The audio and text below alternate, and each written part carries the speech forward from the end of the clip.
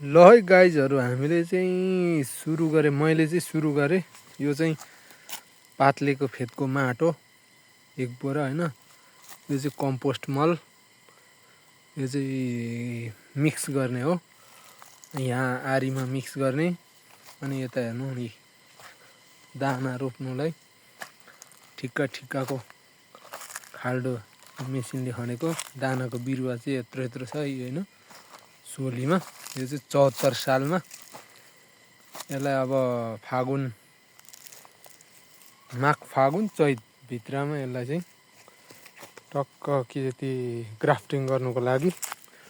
रोपिँदैछ हैन यो चाहिँ 1 महिना लगभग अस्ति भर्खर 1 महिना जति भयो यो सोलीमा रोपेको अहिले हामी 100 बिरुवा चाहिँ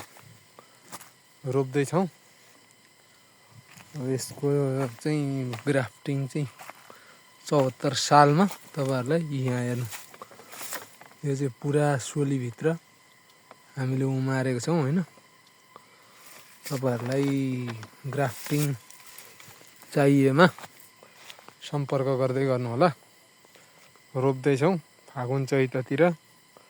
कुलुङको भाइरल सिबुवाको भाइरल झापाको भाइरल अनि भाइरल दुईमुखे सबै प्रकारको बिरुवाहरू ग्राफ्टिङ पाइन्छ है अब चाहिँ